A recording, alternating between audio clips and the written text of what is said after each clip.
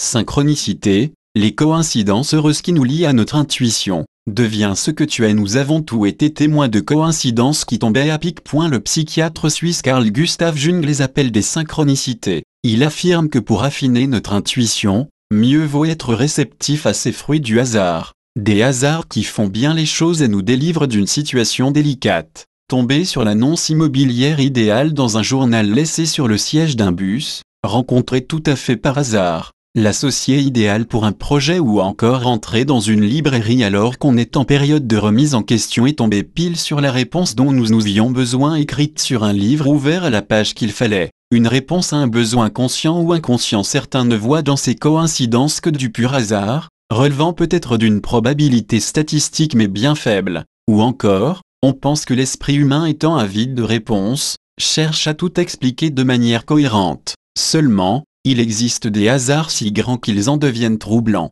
comme par exemple, quand l'acteur Anthony Hopkins a trouvé sur un banc public, le livre qu'il avait cherché, en vain, dans toutes les librairies. Le psychiatre Carl Gustav Jung pense que tout cela n'a rien de fortuit. Il pense que ce sont en réalité les réponses de l'univers aux besoins de chacun, ce qui reviendrait à parler de hasard intelligent, pour des événements liés par le sens et non par la cause. Cette notion du hasard porteur de sens est mieux acceptée en Orient qui voit dans le hasard un lien de cause à effet, tandis que l'Occident n'est pas vraiment adepte du hasard intelligent. L'anecdote du scarabée, des synchronicités, voilà comment le docteur Jung nomme ces heureuses coïncidences. Et même si ce terme n'existe pas dans le dictionnaire, il n'en est pas moins très couramment utilisé. La théorie du docteur Jung est inspirée de l'anecdote du scarabée. L'anecdote du scarabée vient d'une histoire que lui a racontée une de ses patientes alors qu'elle était en consultation. Dans son rêve, la patiente avait reçu en cadeau un bijou en forme de scarabée.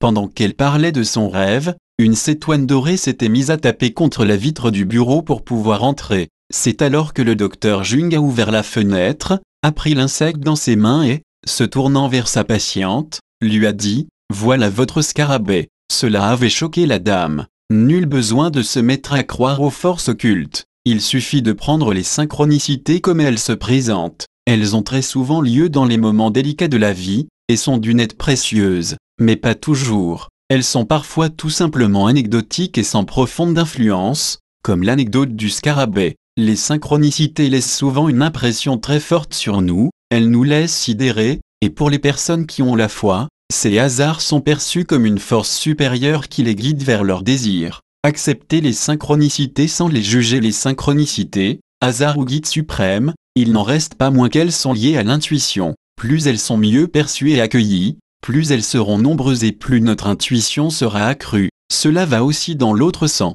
Plus l'on est sujet aux synchronicités, plus l'intuition est renforcée. Face aux synchronicités, ne cherchez pas à rationaliser une synchronicité, surtout si elle concerne un fait anodin, prenez-la comme elle vient. Voyez son effet sur vous, appréciez le bien-être et le bonheur qu'elle suscite chez vous. Voyez cela comme un cadeau que vous pourrez partager avec vos proches, soyez reconnaissant. Selon vos croyances, vous pouvez remercier la synchronicité elle-même, Dieu, l'univers, les forces de la nature, ou vous-même. La gratitude est une force et une ouverture spirituelle et intuitive.